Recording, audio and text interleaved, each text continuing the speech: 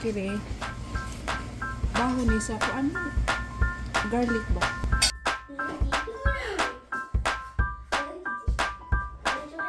Papas ini mga buwak ka. Asar mas nindot mga kabisdak kining pink.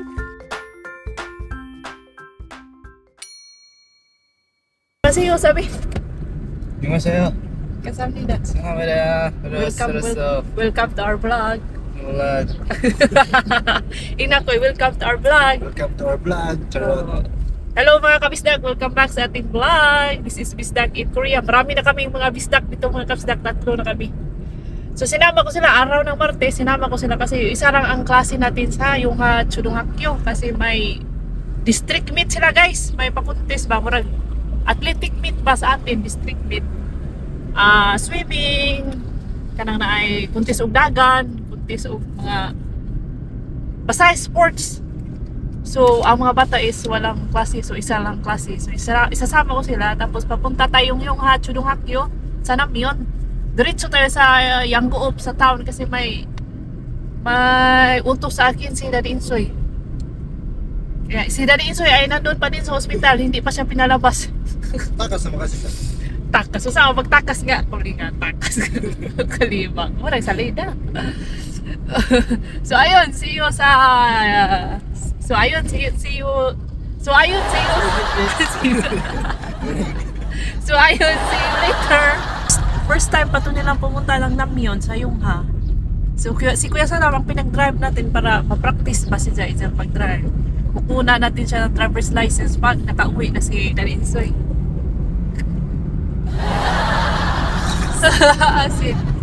So bawal man yan guys na mag-drive na walang driver's license, pero dito sa probinsya kasi is kampante ako na siya mag-drive, wala man masyadong sasakyan at man siya, anan man siya.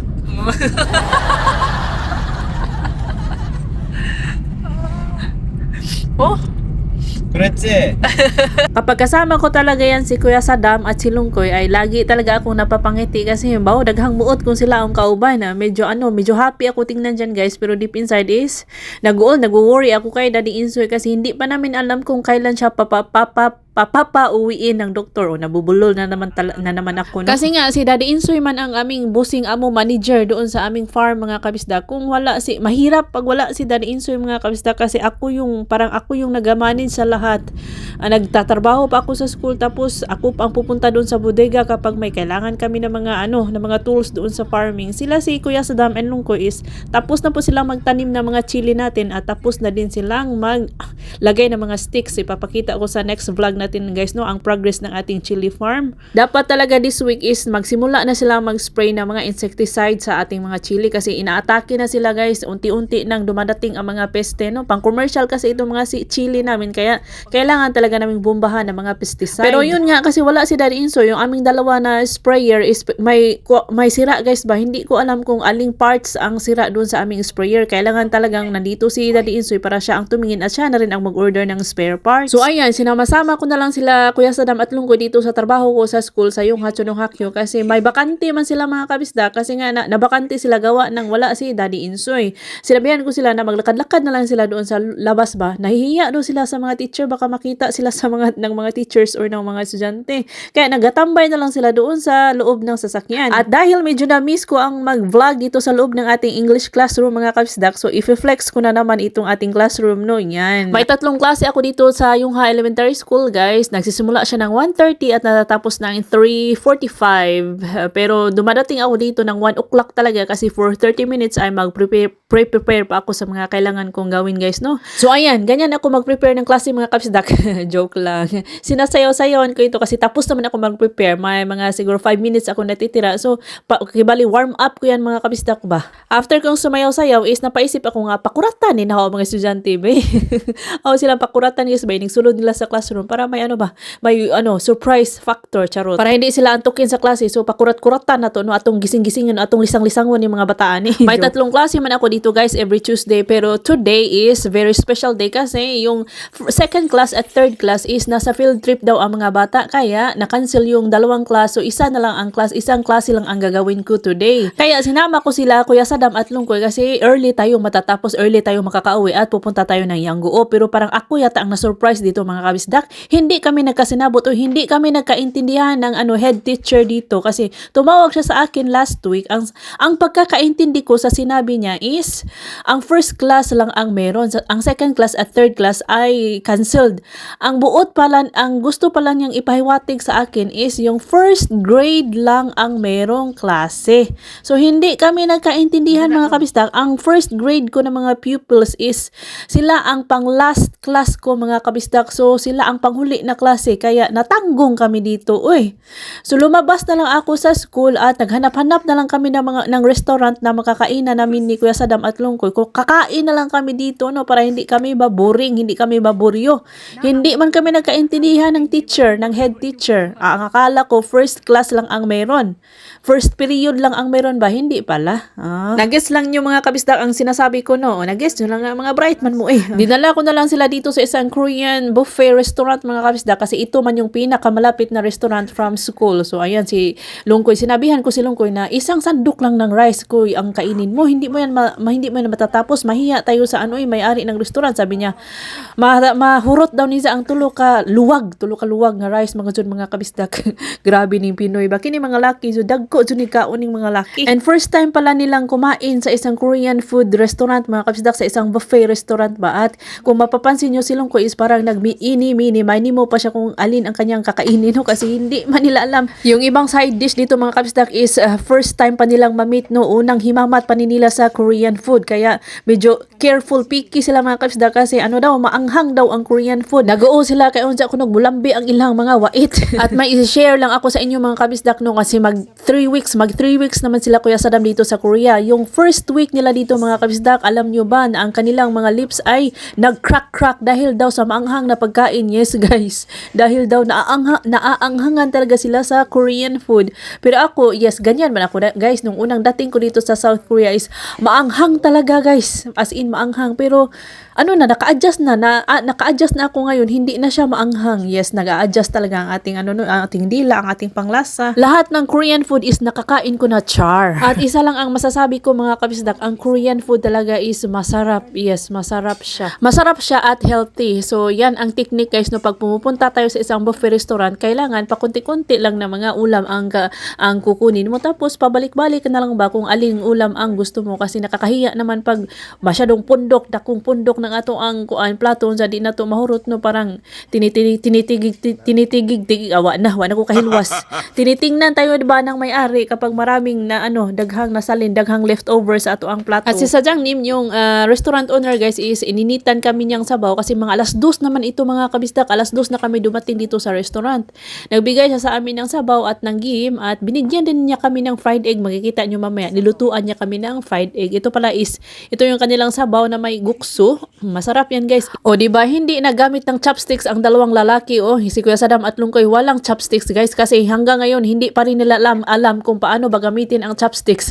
Kaya ang sabi ko sa kanila, nagsuggest ako sa kanila na sa tuwing kakain kami sa labas is dapat magdala talaga kami ng kanilang personal na mga fork, mga tinidor, para hindi sila mahirapan. Diba? At kung mapapansin nyo guys, si Sadyang Nim, yung nagbigay ng itlog ba, is naka-t-shirt na siya, no?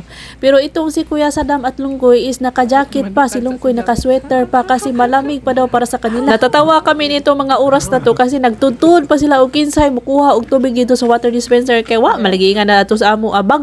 Banga lang man ang lalagyan namin ng tubig mga kabisdak, sa banga lang man kami kumukuha ng tubig. Di bitaw.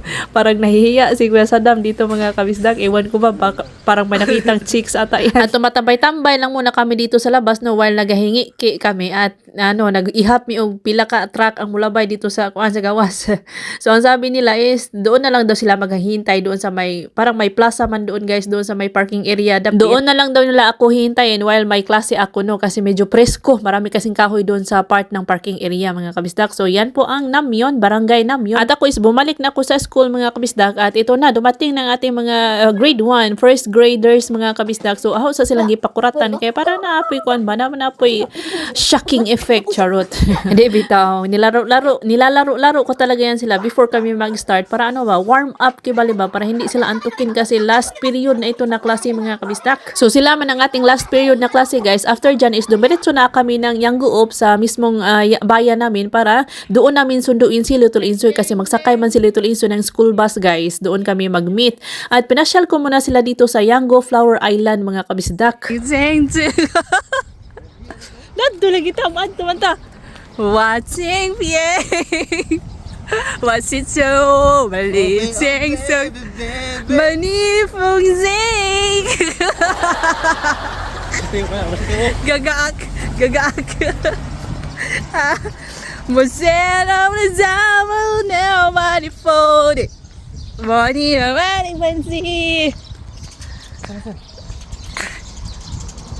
Nindot ning mayo mga kabisdak kay nagagbuwak. Man lang si Arna. Sada mani. Masira mong boni. Video si Sarve kan. Dali na, pinalihi po. Oh, baby.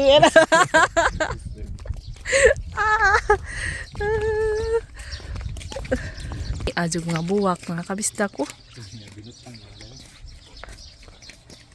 Aba, wah. Parang ka-cute. So, may inyong gusto. Kiri, oh, di ba? Ang cute, no? Na sila pasapa-sapa diha. Natatawa na lang ako sa aking kanta kanina guys ba kasi inutusan ko sila itong si Kuya Sadam at Lungkoy na magawa kami ng music video yung naalala nyo yung F4 sila Daw Mingse at si Watsile. Gusto ko magawa kami ng music video na ganun. Ako yung kakanta tapos pa pusing-pusing lang sila ba pero ayaw man nilang sumunod sa aking kautusan. So nagapictorial na lang kami dito no. Yan maraming kanula dito mga kabisdak. Yung yellow na nakikita niyo is kanula yan at ang pula is puppy P-O-P-P-Y hindi puppy na P-U-P-P-Y guys no kasi yun man yung aso no baby na aso. Ito is P-O-P-P-Y puppies. Puppy po ang tawag sa mga bulaklak na yan. Yung pula guys ba may pula yan may red may pula may red daw may pink at saka may puti. At dito sa dulo is may kulungan ng mga rabbits. May 3 pirasong rabbits dyan mga kabisdak na pwede mong bigyan ng pagkain. At dito sa kabilang side is meron pa ding mga kanula at yung puppies at ito yung pinakagusto ko talaga na color ng bulaklak para siyang lavender na parang hindi ko lang alam mga kabisdak kung anong klaseng bulaklak yan pero parang ang relaxing talaga niya tingnan. Grabe. Gustong-gusto ko yung kulay ng mga bulaklak dito oh. Parang nai-imagine ko na ba na ang sarap mamasyal dito kasama ang jowa or asawa mo, char. Pero dito sa probinsya, especially dito sa probinsya mga kabisdak, madalang ka lang talaga makakita ng mga couple na nag-holding hands. Lalong madalang makakita ng nagkikis na mga couple. Yes guys, mga conservative ang mga Koreans. At nagababay-babay na ako kanina kasi tatapusin ko na sana ang ating video pero may nakita man ako ditong kakaiba. Uy, tara lapitan natin. Oh, may pultahan sila dito mga kabisdak na wala namang bahay pero may pultahan. Hindi ko maintindihan kung bakit may pintuan dito. Siguro lagusan ito para sa Encantadia. Charot.